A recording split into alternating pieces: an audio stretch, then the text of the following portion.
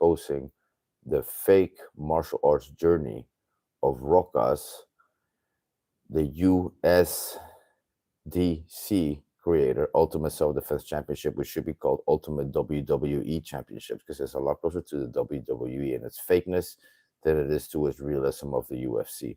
Now, in this video, we're going to react to how he started his channel. So his Aikido BS, his first video. Then we're going to react to him trying MMA for the first time. Then we're going to react to his second MMA fight, which he both lost. Then we're going to react to his Only the Strong Survive when training Muay Thai in Thailand. When that's bullshit. They don't even spar hard over there. And he knew about Dutch-Kickboxing before he went to Thailand and chose to go to Thailand instead of Holland because over there they spar like little pussies. Number 5, we're going to be reacting to his leg injury controversy. Now, here is what we're going to be reacting to. As you guys see here, number 1 is that jiu-jitsu stuff. Number 2 is first fight. Number 3 is second fight in MMA. Number 4, Only the Strong Survive in Thailand, which is BS, and him destroying his leg in BJJ, which he paid the price for all this because he chose to ignore Dutch kickboxing. I actually schooled him, helped him in his fake journey when he went on the Viking Samurai channel. Viking Samurai mentioned me and mentioned what I had said about Michael J. White not being the best fighter and what I had said about Mr. T. So he kind of looked stupid, didn't know what to say. And then after that, he also mentioned the Dutch kickboxing, of course, in my background, and that I was like a real badass. And then Rokas just didn't like it. He didn't like it because he doesn't like the fact that the answers lie in bouncing and Dutch kickboxing. Because if he says this, then all of the videos he makes on does this work, does that work, kung fu, tai chi, aikido, a police officer who isn't real, military guy, like all this other stuff. How you doing, Jizz? All of this other stuff. It's like it's all BS. But he never wants to touch the Dutch kickboxing, nor the security concept, the bouncing concept, because he knows that it'll all somehow bounce back to me, and they avoid me like the plague. So here we go. First video is his Aikido BS.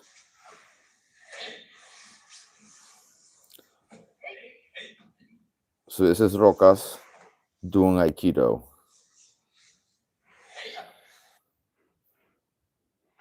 And now they're gonna switch this up to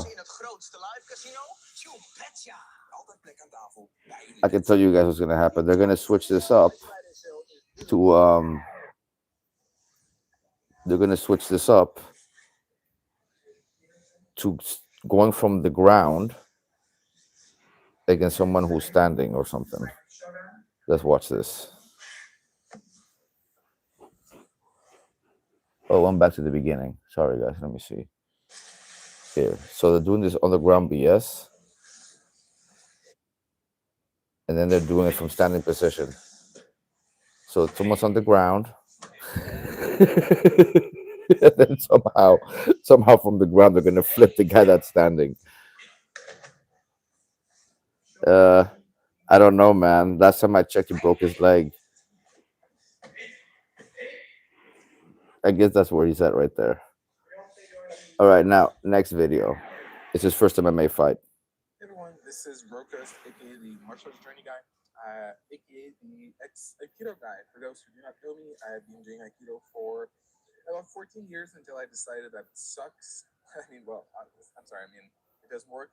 And I moved on to... You're sorry? And this is a fight, my first MMA amateur fight that I had after a 6-month intensive MMA course against another guy who had the same. And yeah, this is the first time I'm releasing quality footage of it, although it happened in April, I believe, like a few months ago. But this is the first time I have my hands on quality footage, plus I'm adding the commentary. So I hope you guys and girls will like it. Yeah, so let's move on to the fight.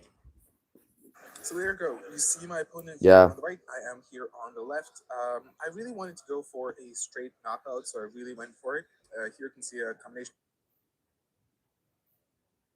Yeah, well, I guess his purpose here, to answer your question, what's his purpose? His purpose here is to go for a straight knockout. Which is funny. How are you going to knock somebody out, Rokas, when you've never knocked somebody out before? Please explain that to me. Rokas, even in the beginning of the fight, when he's like whole, when he isn't gassed out yet, I've already seen this. When he's not gassed out yet, he is already kicking slow and punching slow. There is no torch in his hips. There is no power and speed in his punches or kicks. So the fact that he's saying here that his purpose is to knock him out when he's never knocked anybody out ever in his life and never will is funny. My opponent here on the right, I am here on the left. I really wanted to go for a straight knockout, so I really went for it. Here you can see a combination of punches. This is a better angle. I feel I caught him quite well. And he goes for kind of a clench, like really low. I'm upset that I didn't actually knee him or... Both of these guys can't fight. There's no kicks. This is amateur boxing. And damn, I think I rocked him there quite well. He wanted Beginner boxing. Again, the better angle here. Rocked him quite well, he said. Really? Did he say that? Here you can see a combination of punches. This is a better angle. I feel I caught him quite well. All right, and he goes for kind of a clench, like really low. I'm upset that I didn't actually knee him or, uppercut him, but, I live, you learn. And then I decided to go for it again, and bam, I think I rocked him there quite well. He wanted the knee. Again, a better angle here. He thinks you rocked him quite well. What is this, bro? You guys both suck. We're going to fast forward. And this nation swearing.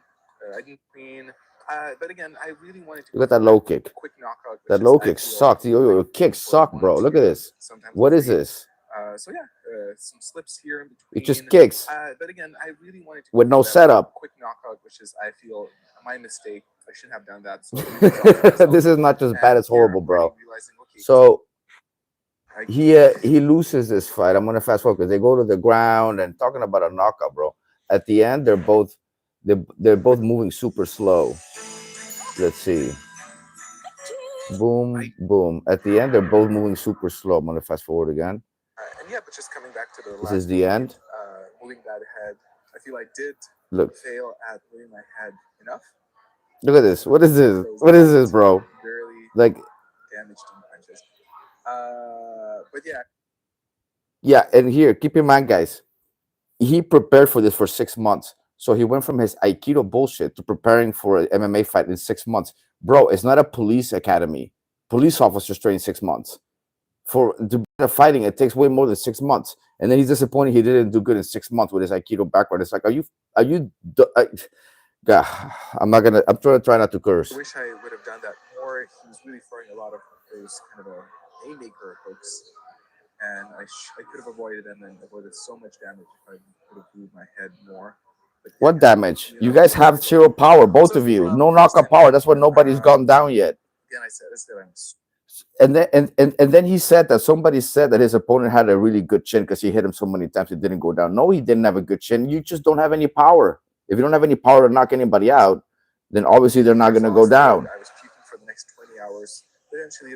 Anyway, this was his first MMA fight. Moving on to his second MMA fight. I learned one thing. Hold on a minute. I just had my shortest MMA fight yet. But when I stopped to think about it, it all started 5 years ago, when I decided to try out my Aikido skills in a sparring match against an MMA fighter. Long story short, I got my ass kicked and realized that the martial art that I practiced for 13 years did not teach me how to fight or defend myself. But that brought me on a journey to learn MMA with a dream to have a full-on MMA cage fight. Yeah, keep in mind here, he's not on steroids yet. Here, he's not on steroids yet, but in the next fight that you guys are going to see, I see a change in his body. I see thick veins in his left arm. I see muscle he never had before. I see steroid use. And even with his steroid use, he still lost. Training so much in such a short period of time made me burn myself out and stop practicing martial arts for the first time in my life. Yet after a year's break, I did... So anyways, he says he has a back injury and fought with a back injury. Here's his fight. On it with my own, knocking him off balance and victories and losses, and I decided that I will do whatever it takes.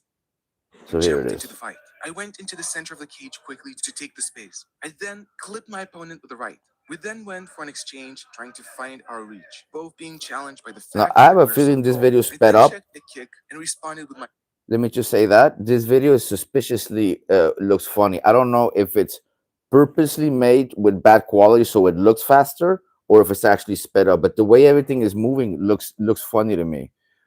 And he looks on steroids here. And using that moment to add a couple of strikes. I kept faking with my teeps, trying to keep him on his toes. My opponent then cut an angle and clipped me with a jab. Boom. He then went in for You don't another even see that, do 1-2, you? But then I kept striking back to not let him pressure me.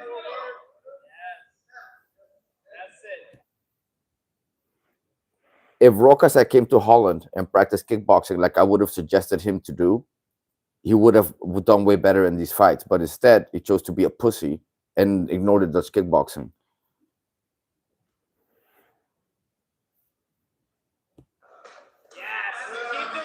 Haymakers. Small feints. Back to the jab of the teeth. Yes, find that one. So he just throws kicks with no setup. Taking things to the ground, expecting that maybe I'll have an advantage there. Once he clipped me again and turned his side, I tried to use the moment to go for a single leg unsuccessfully. The problem was that I heard rumors that my opponent is less experienced than me and was surprised to have an even striking match with him. Because you suck. I wanted to take things to the ground even more. And so once he got a couple of shots in, I used an opportunity to go for a single leg. I tried to take him You down suck, dude. After you take that he kept holding his balance, so eventually I pushed him to the cage. But that's when things turned against me. My opponent used my exposed head to push his arm into my neck while being pressed. Yeah, he sounds like a bitch the way he talks. But anyways, he now gets put in a chokehold. You know, and the thing is, if you guys look back and say he's kicking and his striking, it's like he throws single kicks with no setup. And then when he gets hit in the head, he doesn't return a punch or a kick. And I was already losing my ability to breathe, but I kept fighting. As soon as I got a moment to breathe some air, I did, and then continued to fight, trying to pull his arm off. This is his second MMA fight that he lost. Again and again, it seemed that he's about to choke me out. But I was not ready to give up and kept fighting nonetheless with everything I've got, trying to shake him off again and eventually trying to use the cage to push myself out of his hold. Yet no matter what I did, his choke was getting deeper and deeper until eventually I couldn't breathe at all anymore and had to tap out.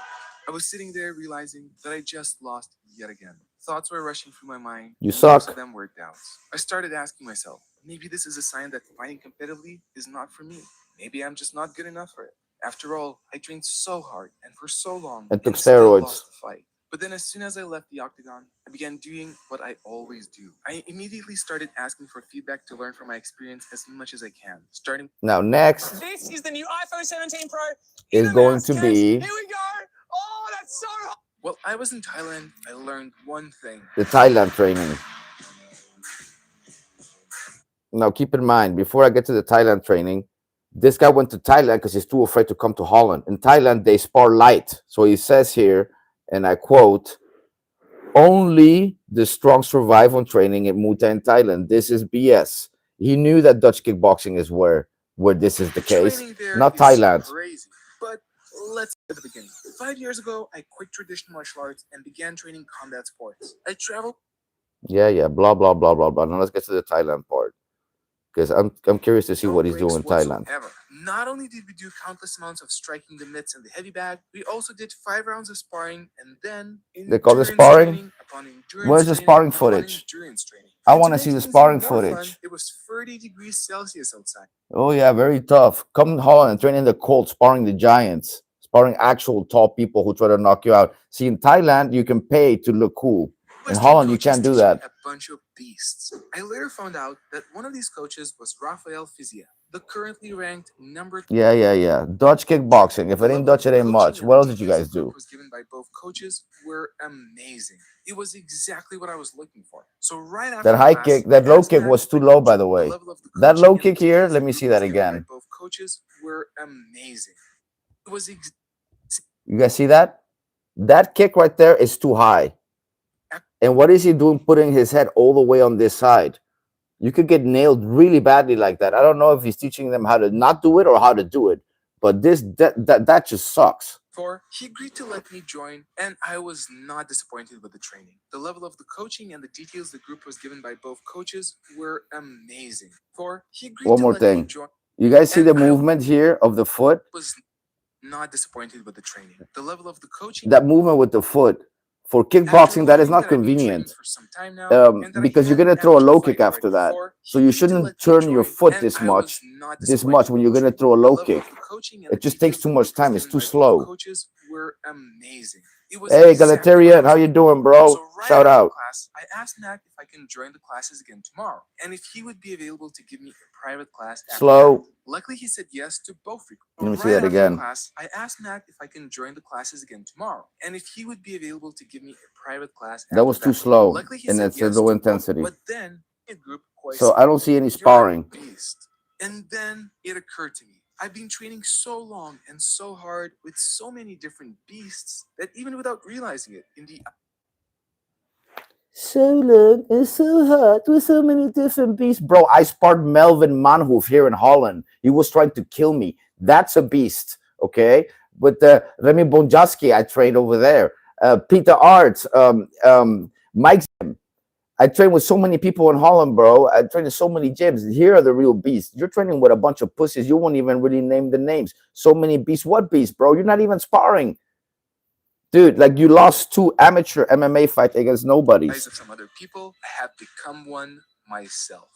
You're If not you a want to see my beast. latest amateur MMA fight, Become click one on this. myself. All right.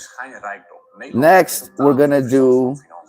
Ik wil je gewoon even kort uitleggen wat niemand jou op school of I was on the receiving end of a forbidden BJJ move, and Next, we're gonna talk about. Last but not least, his BJJ injury. He broke his leg doing BJJ. So first, we did the Aikido part. Showed his Aikido. His first MMA fight, which he lost. Second MMA fight, which he lost. Fourth was the Muay Thai. Him in Thailand saying only the strong survive. So he's calling himself strong when he's really weak. He went because he's avoiding Holland. He knew about Holland. He chose not to come here. He chose to ignore me. He chose to ignore Dutch kickboxing, and he chose to ignore the bouncer aspect of street fighting because he's a pussy. And now, last but not least, is going to be the this is what happened. injury from his BJJ. It all started a month ago. I was finally getting better from long COVID, a tiresome illness that makes you extremely tired for months on end. You know, poor baby. My wife fell in love with BJJ, but then one day I went to an open mat, a training session where everyone grapples each other for an hour straight. I was doing some light rolls with various people, just had a couple of light fun rolls with women, and then I partnered up with a guy who I generally pose a threat to, but who usually taps me out. I'm a blue belt, by the way, if you didn't know. I did roll with him a couple of times in the past, and he seems like a nice guy, but he's also intense. He's one of those guys that really wants to get me. Honestly, probably a type of person that I will never roll again in my life with just because of what happened next. We started standing, I started looking for underhooks, and then we got tangled up real close, so I couldn't see anything happening. Then suddenly I feel him wrap around my leg with his legs. Now I start to feel a takedown coming, but I also feel that I can resist it because I can keep my balance, so I do my best to do that. Then I start to feel immense pressure building up on my leg, all the way until it starts to bend in a direction that it shouldn't bend, and then finally it gives, and I hear this loud pop that rings through the entire mat full of people. A number of questions start. So if you ask me, I think they did this on purpose. I think they didn't like him in this gym and they broke his leg on purpose. That's what I think. If you have to ask me what happened. Running through my head. Is it my knee? Is it a ligament? Is it a joint? But I was going to learn how bad the injury actually was only later. And then another single thought entered my mind. It was immense pain throbbing through my entire left leg. I fall to the ground screaming from pain. And then I instinctively start to push myself with the other leg towards the end of the mat, like I was in some kind of a Saving Private Ryan type of situation. The pain was so intense that I couldn't do anything for minutes on end, obviously besides rolling around in pain. Finally, the pain subsided slightly, enough for me to pull myself together. You look like Mr. Bean. Who just caught himself injured a few minutes ago, came up to check on me. Now, this is a moment where something else happened that caught me off guard. Although it's clear now that a lot of people heard the snap, and my screaming was loud enough for neighboring studios to hear me, no one else from the entire group even stopped to come and check on me, including the instructors. Everyone just kept rolling as if it didn't concern them. You guys hear that? Everyone kept rolling as if it didn't concern them. I've seen stuff like this before. He got set up. They didn't like him. They knew he was a YouTuber. They chose to snap his leg because, you know, he's an arrogant little prick with a feminine vibe to him, yet he tries to act like a tough guy. And he's fake. No one likes fake people, especially in the world of real martial artists who really fight for real. He just wasn't at the level. That's the truth. The guy fucked him up, and now he's crying like a little bitch about it. This is the reality of Rokas. He can't fight. He kept getting his ass kicked. In a way, I get it. I mean, it's an open, and my screaming was loud enough for neighboring studios to hear me. No one else from the entire group even stopped to come and check on me, including the instructors. Everyone just kept rolling as if it didn't concern them. And in a way, I get it. I mean, it's an open mat, so everybody is for themselves. But at the same time, I've been running a professional martial arts school for years. I traveled across the whole globe and visited some of the most top-notch. Professional at what? Aikido? I'm sorry, bro, but there's no such thing as professional Aikido, because Aikido is not professional at anything. You guys suck. BJJ and combat sports schools in the world. And trust me, I know it's not the way things are supposed to go when somebody gets injured. To make things worse, there was nothing in the gym that could help me out. There was no cold spray, there were no painkillers, there were no crutches, and there was even no ice. But I'll get back to that part a little bit later. My injured. Now, most schools have all this stuff. Something tells me that they didn't have this on purpose because they were going to do this to him. I'm not 100% sure. This is what I suspect happened. Friend then helped me out stand on one of my legs because I realized I can't place any weight whatsoever on the injured leg of my own. Make sure you guys like the video, guys. There's 44 of you in here. I have one like. Like the video, guys. You can ask me any questions you want, okay? We're the leading martial arts channel on YouTube with kicking, striking, martial arts, knockouts. I have street fight videos, full contact sparring videos. I rate people's kicks. I have over 2,000 videos on YouTube. So subscribe, like the video, and ask me anything you want, guys. Let's keep going. And then I told my like the video, guys. Me to go roll with someone else because he was the last person I wanted to see right now. And obviously, you're probably wondering what movement he did to me. Well, it turns out he applied one of the free, forbidden, illegal moves in BJJ, and to make things even more fun, he applied the most dangerous one on me. The move is called a standing scissor sweep, and I'll show you a clip right now of how it looks and actually how another person got injured in the exact same way. But feel free to skip this clip because it's not the most pleasant watch. Now we're going to see how he injured his leg. So he got thrown. Snap. You guys see that? Now this is what most Fin in Spanish. I like that. One more time. This is how he injured his leg. Crack. One more time. Close up. Crack. Now this is where the next part of the story only begins because it turns out there were a lot of more problems coming down my way. I then, with the help of my injured friend, hopped to the changing room, where after some talking, I decided to call an ambulance. In order to calm down the pain at least a little bit. Who am I? What do I train? Quick interruption. Well, I am half Dutch, half Mexican. I have competed in judo, karate, Dutch kickboxing, national champion in taekwondo. I've done MMA in Mexico, and I'm an international bouncer. Means I've trained in Acapulco, Mexico, and I've also bounced in Acapulco, Mexico. I've bounced in LA, and I've bounced all over the Netherlands, which was where I'm at right now, the land of Dutch kickboxing, where everyone is the tallest in the world. I also bounced in Spain, so I've bounced in 4 countries. You can see all this in my channel. You can see images of me street fighting in my channel. You can see images of me knocking people out in Dutch kickboxing, full contact on my channel. You can see me out kicking people, everyone who's famous, etc., etc. So check out the channel, and I'm gonna keep going with Rokas now. We took off my shorts and put my leg under a cold shower to cool it down. Then eventually the ambulance arrived and injected me with some painkillers, which did help at the moment. And then without even giving me a chance to put my shorts back on, they took me down to the ambulance with my underwear on for everyone to see. And then I got taken to the hospital where I had to wait for a couple of hours in my underwear to get an x-ray done. But the underwear is just the funny part. The real issues is what was about to come up next. Initially, I tried to make the best out of the worst situation. I was joking around with some nurses, explaining to them how sports are really healthy to do, until finally, after doing a couple of tests, a doctor comes up to me and says, "Mr. Rokas, you're a patient man." "How do you mean?" I asked. Well, later I was going to learn that the injury is even more severe than the doctors initially assessed. They already managed to see that a part of it was a broken shin bone, one of the strongest bones in the human body. And theoretically, instead of telling nurses, I was supposed to be screaming all the time in pain and complaining. My leg was then immediately put in a cast. Now, I can't say I feel sorry for you, Rokas. This is your own fault. I told you BJJ didn't work. You know it was BS, but you chose this because you're too afraid to take punishment to the face, to the legs. You're too afraid to come to Holland and do Dutch sparring and Dutch kickboxing. How many years do I train, bro? I started when I was 4 years old. So I have over 3 decades of real experience, consistent training. consistent fighting. I even have a criminal record in Holland for knocking people out at work as a bouncer. I have all kinds of injuries from a metacarpal plate here, from a broken hand, stab wound, bullet wound, two teeth that aren't mine. I got all kinds of scars everywhere from fighting, guys.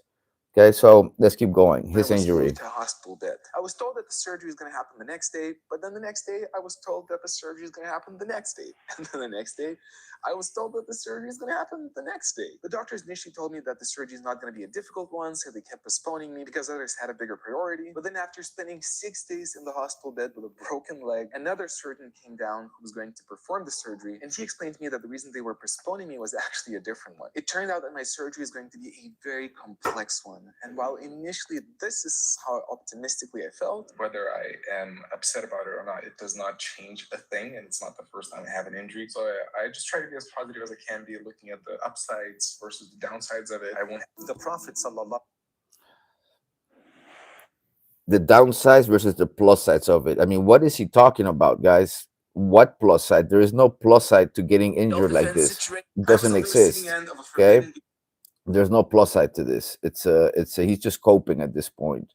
This is just a big cope. this is how I felt after I learned the bad news. Yesterday I learned that there's a chance that I will have an injury which will probably affect my knee for the rest of my life. Yeah, hopefully. I mean, it is what it is. So yeah, they messed them up for life. These BJJ guys that didn't like you, dude. They messed you up for life, and it's at the end is your own fault because you suck. You are not a real blue belt. This is probably why this happened to you. You were not at the level to spar with these guys or fight with these guys. You're not at the level to do MMA. You're not even at the level of your own USDC show, which isn't even real, bro. Like, what the hell? I'm doing good, bro. How you doing? Here exposing these fools. You know what I See do. what happens, but just having to accept an injury which may impact the rest of your life is much harder than accepting something for 6 months or 12 months. But hopefully everything is gonna be fine. Finally, after waiting Exposing these frauds at 5 in the morning. This is how early I get up for this. 6 days, I was taken to the surgery room, but even that didn't go smoothly. It turns out that I'm some kind of a drug immune freak, as the first dose of anesthesia that they put into my spine didn't actually work. It was supposed to cut Didn't off work. the sensation of Imagine the pain of getting an anesthesia and then it didn't work. I mean, damn. I'm starting to wonder. I don't know for sure if the hospital was also in on messing this guy up and screwing him over. There's 40 of you in here. Click like, guys. Only 2 likes in here. Click likes. You guys can ask me anything. I go live all the time. Yeah, he would still suck either way. I totally legs, agree. and it did. Then after 15 minutes of waiting, they decided to inject my spine with a second dose of anesthesia. Luckily, that did eventually work out, even though I was still feeling my legs partially and they already started operating on my legs. I also did to full unconscious mode. I guess I'm becoming somewhat of a control freak as I'm getting older. And as a result, even after they gave me some heavy sedatives, for the first hour, I kept waking up. And even though I don't remember this, when I woke up, I would apparently tell the surgeons to check out my YouTube channel. And once I asked them why they are operating next to my balls, because as it turns out, they had something next to my groin to cut off the blood supply to my leg while they're operating. Eventually, though, the nurse gave me... Yeah, that is what they do. When I got surgery here in this hand, you guys see this? I broke my metacarpal in a street fight, and then I ended up in a Mexican jail afterwards. This happened in Mexico. True story. I was even in the newspaper that I was in jail. You guys can look this up. It was in Acapulco, Mexico. So when I broke my metacarpal, they also put that on my shoulder here. They basically wrap around your shoulder. They basically squeeze all of your blood into your body, and then they'll wrap you around with the really tight restriction to keep the blood, to keep you from bleeding out during the surgery. A record next to my balls, because as it turns out, they had something next to my groin to cut off the blood supply to my leg while they're operating. Eventually, though, the nurse gave me a record amount of sedatives, and after about an hour of waking up, I did shut up. But then still, at the very end of the surgery, while it was going on, I woke up again, and this time I actually remember what was happening. Although there was a curtain in front of me, I didn't see my legs, I started to gradually feel the sensation in them again, and I could actually feel them operating my leg, like hammering it and other stuff. The pain wasn't too bad, and it was kind of fascinating. It was kind of cool. I actually enjoyed it, but it was a. What did he just say? But then, still at the very end of the surgery, while it was going on, I woke up again, and this time I actually remember what was happening. Although there was a curtain in front of me, I didn't see my legs. I think he's about to say that he actually enjoyed the surgery. I mean, I just think it's hilarious how hard these guys cope. How can you enjoy a life changing injury like that you're never going to recover from? I mean, my legs luckily are intact. I've only broken my foot once, but I only broke it because I twisted it so badly that it kind of broke. But I didn't actually break a bone in my legs ever in my life. Okay, so I like, this is one of, I'm not afraid of anything. Like, I'm not even afraid of dying. I'm fully prepared to die. But one of the only fears I have is for some shit like this to happen to me. Busted leg, broken leg. I mean, that's why I don't even do jiu-jitsu or try to do jiu-jitsu, because A, it's inefficient for real fighting. B, it lacks a lot. It only works for a certain rule set. And C, you're going to risk an injury like this and not even be able to strike or kick. You know, you're going to just mess up your joints. And then for what? You don't even learning how to fight. To gradually feel the sensation in them again. And I could actually feel them operating my leg, like hammering it and other stuff. The pain wasn't too bad, and it was kind of fascinating. It was kind of cool. I actually enjoyed it, but it was a bit of a freaky moment. But then I turned to my right, and I saw... Oh, Joe Rogan beats this guy for sure. This is not even a question. This guy is a nerdy little bitch. I mean, yeah, what can I say? He sucks at fighting. Monitor of an x-ray being done on my leg right now as they're operating. And this is what I saw. It turns out the surgery was very complicated, lasting 3 hours. They added 2 metal plates and 12 freaking screws in. This is the same way that my hand looks right here. You guys see that scar? Oh yeah, here it's clear on the screen. That's the scar you guys see here. There's a plate. You guys see that popping up right there? That thing moving over here. Let me see right over there. If you guys see, this is the screws moving. So I have the same plate like that, but instead of having it in my leg, I have it in my hand from street fighting. Which, what's cooler? What is cooler? Me saying I broke this hand in a street fight, fighting against 3 dudes all at once, including my dad. If I count him, it's 4. Getting locked up by about 18 cops that came in and took me to jail that day, and being in a Mexican jail with a busted hand. Or what's cooler, that or getting tossed to the ground by some BJJ guy in a BJJ school having your leg broken? Which will Just saying. actually stay with me for the rest of my life. As to take them out would be extremely difficult later on because of how complex the initial surgery was. I have no idea how old he is. Actually an interarticular fracture, which means that the fracture went all the way to my knee joint. And this is where things get worse, because that means my knee joint was literally affected, and that means that I will have a greatly increased risk of osteoarthritis for the rest of my life, potentially leading to constant knee pain forever. Luckily, I was in the hands of good surgeons, and they did a great and diligent job, and hopefully the complications won't be severe, even though now I'm lying here with post-surgical infection. Still, for the next 8 weeks, I won't be able to put any weight whatsoever on my left leg. I'm not even allowed to bend it for the next 2 weeks, and then only later, gradually, I will be increasing the angle of my leg over the course of months. My leg and knee will never be the same, because I will always... He says, Rokas got the shot probably because he's beta. Roka also has a low immune system. He got long COVID. I trained at home during COVID. BJJ should be illegal, plus cauliflower's ears are gross. Doesn't matter what martial arts he does, he will still suck. I'm doing good, bro.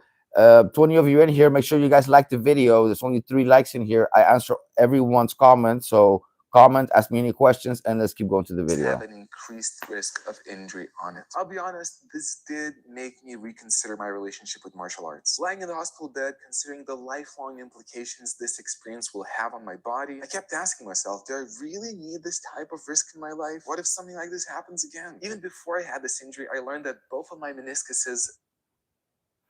What if something like this happens again? Bro, that's the risk you take. Life's a risk, carnal. This is what martial arts is all about. It's about risk. Look at the size of my fist, bro. Look at the size of my fist.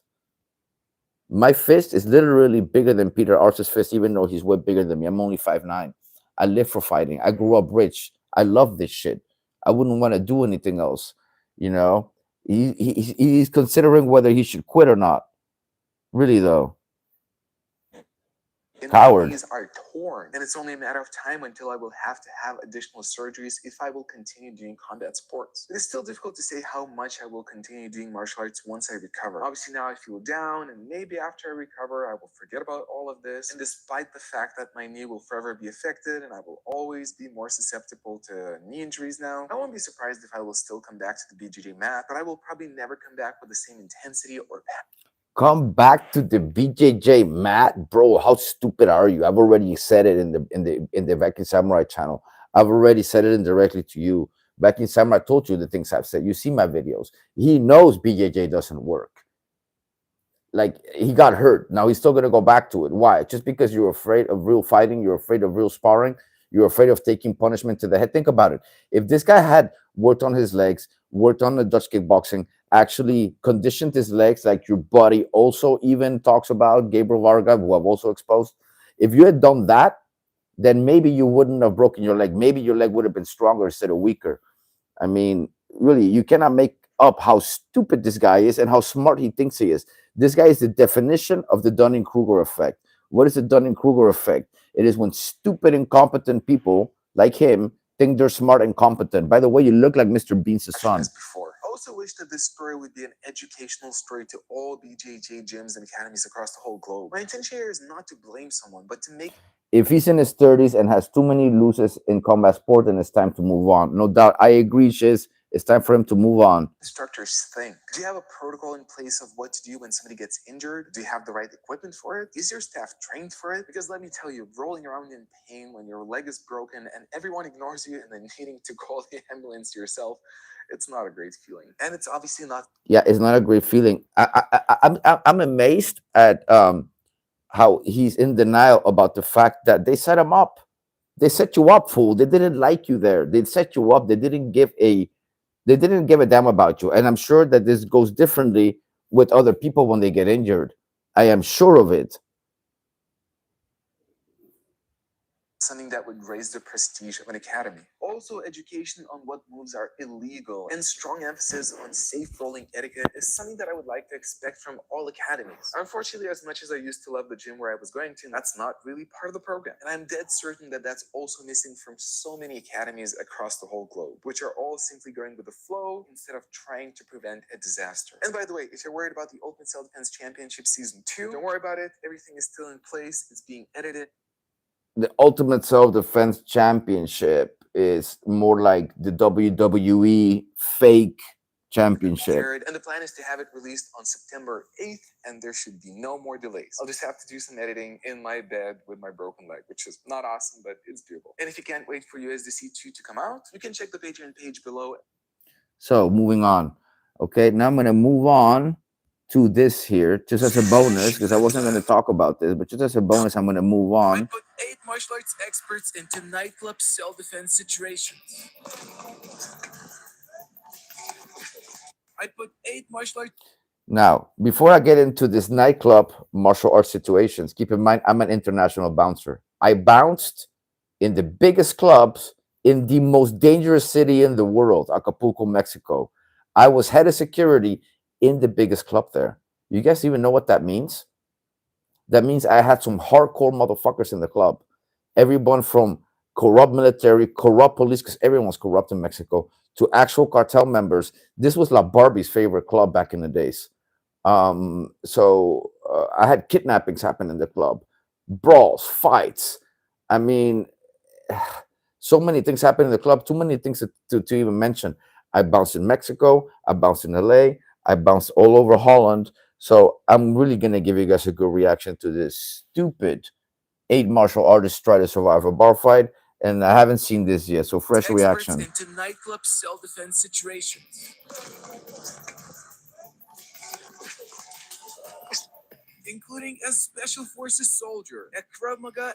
So a special forces soldier and then a Krav Maga guy, both have probably no experience in bar fights, not even near to me as a bouncer doing this for a living every day. Expert, a kickboxing champion. Also another guy. All of these guys here are not experts at club fights. They have no idea or probably never even been in a real bar fight. I've been in so many, I fucking lost count, guys. Like bar fighting is what I do, what I've done, what I have the most experience in, more than martial arts even, because this is what I love. So let's see. Let's keep going. So you could learn from their good Back away from me. Back away. and bad decisions. And to find out who will become the ultimate self-defense champion. So,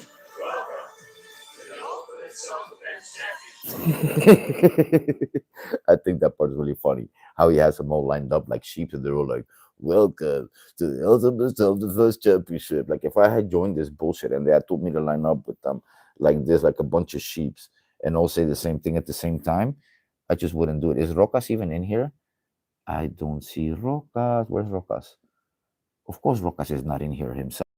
He makes his other people look like his and to sheep. find out who Let me guess, Rokas, you're the chosen one, right? You're the chosen one, so you're not in here. will be. After attempting to escape from 5 attackers, facing home invasion scenarios and various surprise attack situations, our 8 contenders were now ready to face the Nightclub challenge. This time, Keep in mind, I'm a real nightclub bouncer, so I'm gonna actually react to this like a fresh reaction, and skipping these commercials, guys. I'm gonna give you guys a real fresh reaction to this BS. So let me go to the beginning. There. Put the volume up. The back of the head or something, but at least like she's not gonna get hit, she's not gonna get her purse taken or something like that. That he tried to steal my wallet, so I covered her with my body. But at least like Let me see, rewind a little more. all that's kind of my When your wife Let me see. Let me go back a little more, guys. I think I went too far there. Seth didn't manage to pass the first test as the wife's Oh, of drink. course he didn't. Let me see. Can we go? Okay, well here, let's go. Let's go. As Seth was moving up the stairs, he was about to face his first test. Yo, what's up, dog? Hey, man, how are you? Where to get some? Oh, you know what? Just down there to the left. Okay. Yeah, man. Good stuff. See you, buddy. Seth masterfully passed the first test before it even began, as the wife was initially going to walk close to the stranger, but Seth immediately moved her to the other side, making her safer as a result. A decision that not all the contenders were going to make. My wife was very persistent about walking as close to the person as she could. She's really good about that kind of stuff, finding danger and walking up to it. So immediately I was like, okay, rule number 1, get between my wife and the drug addict. But Seth was about to face the next test. The wife was carrying a bag with the Revolut card, and soon enough, a person was going to get kicked out of the club who will try to use the commotion to steal the card from her. Seth will manage to prevent the act. What? No.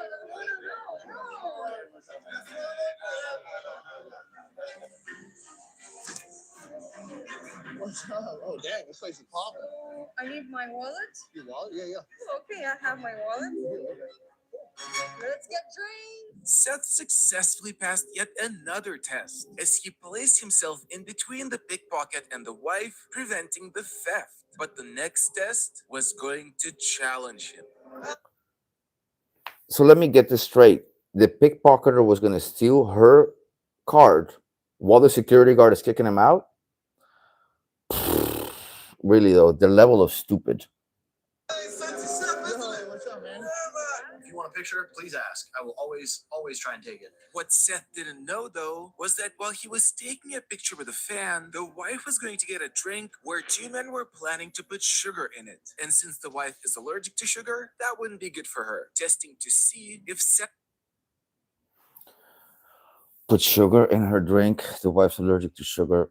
I mean, you cannot just say that it's the equivalent of like you getting something put in your drink. And by the way, guys, when you get drinks in bars and clubs, especially if you're in a place like Mexico, be careful because they will put stuff in your drink.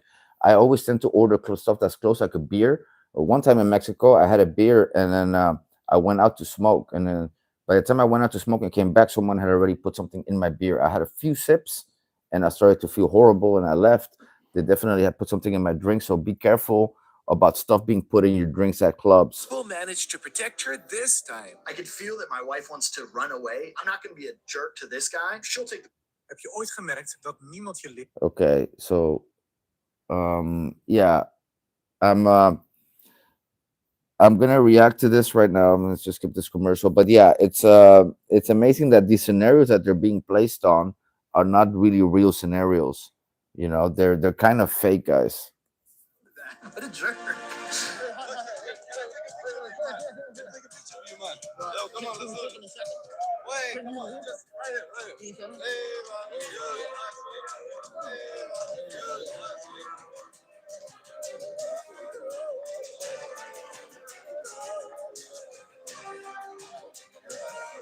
Some guys try to fight me along the way. I diffuse as much as I can, and by the time I get to my lady, she's drinking stuff that she's not supposed to be. Seth didn't manage to pass the first test, as the wife's drink got tainted with sugar. Yet before former Special Forces soldier Randy made an attempt at the challenge, Seth had the last test ahead of him, where this time he won't be able to avoid a fight. She's trying to walk away, so I'm like, whoa, hold on. Did you just drink somebody's drink that, like, you didn't see? I kind of saw his hand near the lid. She was like, what? That's crazy. I do feel a little sick, though. I was like, yeah, well, I wonder why. You just drank that drink.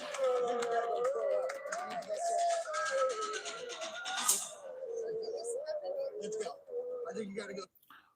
What the hell are you doing going like this, bro? Ooh. What why are you going along with the crowd around you, you pussy? This is what you would do in real life? I would have already knocked those guys out. I would have been like, yo, back up,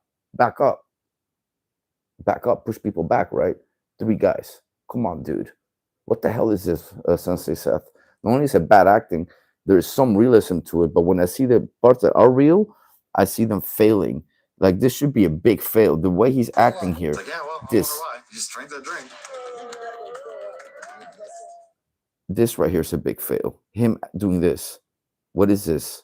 What are you, a pussy, bro? You're a pussy. You gotta go find the bathroom.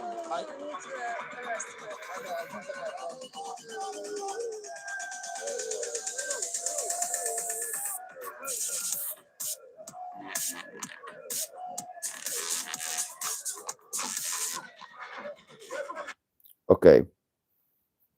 He already got knocked out. He already lost that fight.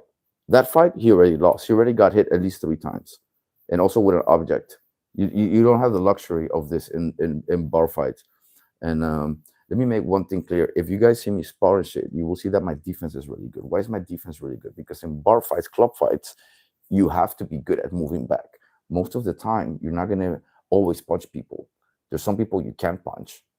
There's some people that if you punch them, you won't live to tell the story, especially in Mexico, for example. Like, I've been hit by people, spat by people that I couldn't do anything against. So sometimes you just have to really get good at moving away.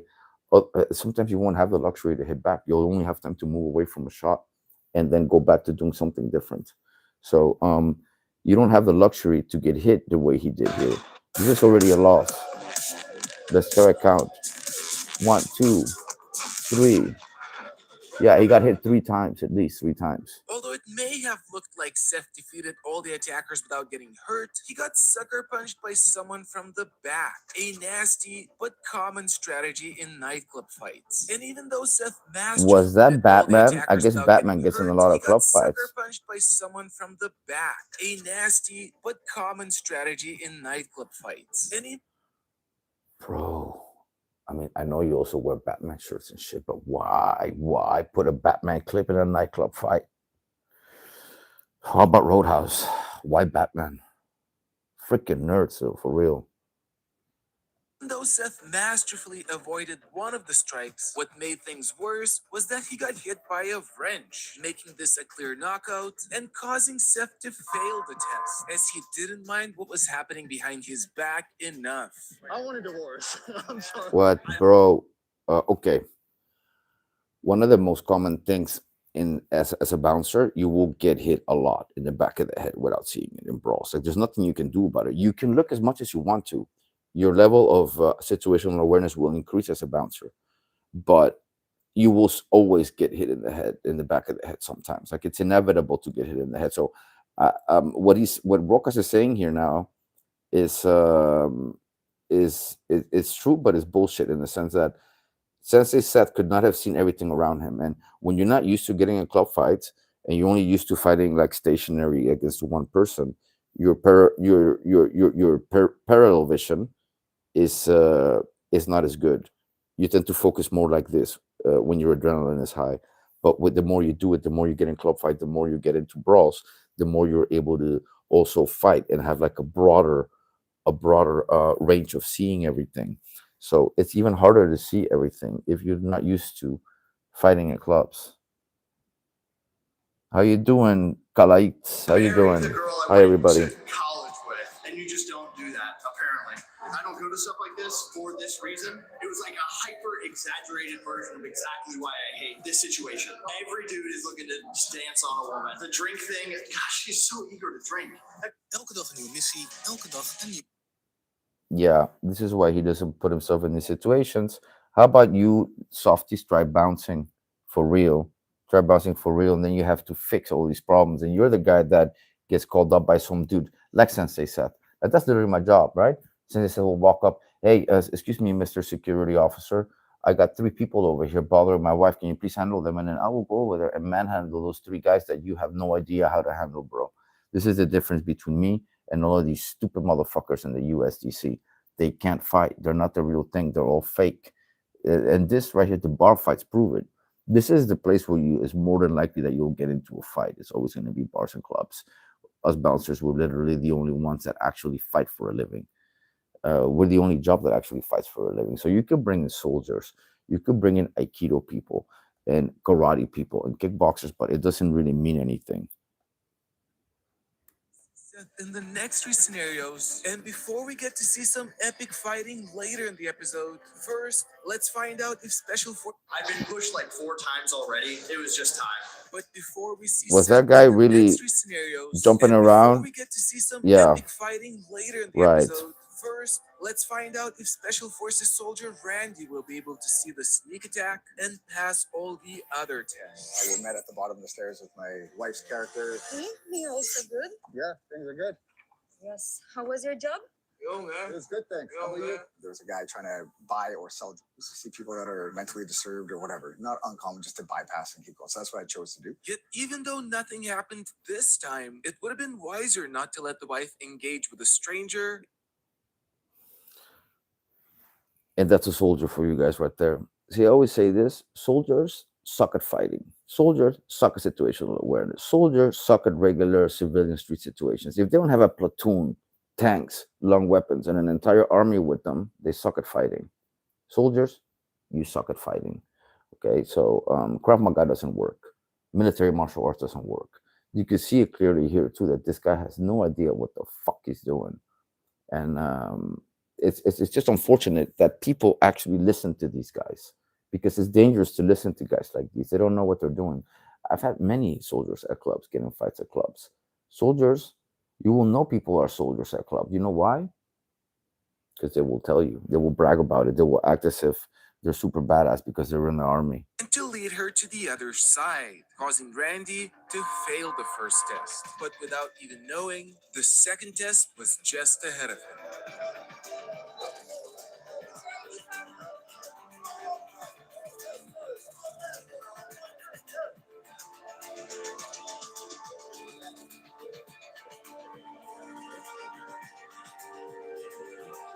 Wait, You use the washroom?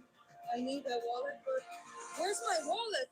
I got notification that my wallet's stolen. It turns out Randy did not create enough distance between his wife and the pickpocket, giving the thief the opportunity to successfully steal the wallet. Luckily, in the wallet, the wife had a Revolut card, which has low. Really though, he already failed both tests, and he's a soldier. Amazingly enough, Sensei Seth already beat the soldier, and Sensei Seth is as fake as they come. I don't even know if this guy's a real soldier or not. At this point, I would highly doubt it, since he already brought Icy Mike, who's a fake cop. Location-based security, one of its smartest anti-theft features around. When you enable the feature in the Revolut app, every time the Revolut card is used, the app Bro. also has been sponsor of the Ultimate Nobody Buddy cares, instant. bro. Personally, been Nobody using cares. Revolut for years, and I hype Now for free Dude, from shut my up with your Rokas. sponsor bullshit. Yeah, sure. Yeah. She takes off to the bar. That's normal, no problem. I watch her go. If that was my wife, yeah, I'll catch up with you in a second. Hey, nothing's happening. Wait. Nothing's happening. No. Hey. Hi. Water, please. Hey, what's up, girl? What's up? How are you? There you go. All right, that's all I like. Thank you. Excuse me.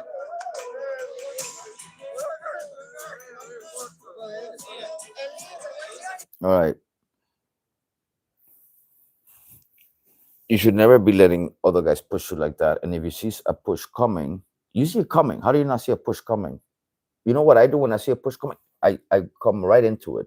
Like, I get you too. And honestly, I do this often. I'll just randomly push people because people are rude and will get in your way. And if you allow them to push you around like that, they're gonna be doing it all night. Especially Mr. Security Guard. If you're a bouncer, you cannot just let people push you. But even if you're just kicking it at a bar, right here, you look them in the eyes right here, and then you just don't let this happen to you guys. You just don't take any shit. These guys obviously don't know this. My name is Carlos. I see her taking a drink, and there's a guy on her left and a guy on her right. They're not acting abnormal, but then she starts acting normal. She's like, I don't feel good. Something's not right. Like, she probably drank something that's bad news. I feel something. For the first time in 13 years. So I already know what's going to happen next, right? He's also going to fail the part with protecting his girlfriend from the drink. So what's interesting to me is how the whole thing from beginning to end is just about protecting the girl, right? You're coming up, protecting the girl from the bum on the street. You go to the door, protecting the girl from the pickpocketer that's being kicked out. For some reason, he's going to steal more shit while he's being kicked out. Like, the security's not going to notice it. No one's going to notice it. Security guards will notice this. They will grab them by the arm so that they cannot do anything with their arm. So the way that the security guard is throwing them out is already not very realistic. Whenever I throw someone out, I always make sure that I got a good hold of them. You know, if they resist, and then you do what you got to do. But I always make sure that I grab the fools the right way. And if they're pickpocketing or stealing, they should be in handcuffs in most countries. See, in Holland, we cannot handcuff or grab a good hold of their arms. But in Mexico, I've literally arrested people for this. As he did not prevent his wife from drinking the water with sugar. Yet before we get to see how the next three contenders, including a 6-time kickboxing world champion, do, Randy still had one more shot at redemption in the first segment of the challenge. So Deanna said, hey, let's get out of here. Put my hand on the small of her back, and so I'm trying to usher her through the crowd. Now you're learning, dumbass. Bro, how are you not getting... You should have already been pushing people away, bro. You're taking too long. You're taking way too long. The fight should have already started. You took too long.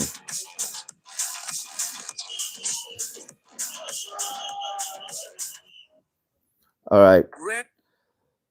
The first problem that's wrong with this fighting is that they're all going one at the same time. It's not a fucking movie, all right? In real life, they all come at you at the same time, and many times you don't have the option to do any of this stuff. We're going to watch it one more time. So I think this is a little staged. One more time. See? Let's see.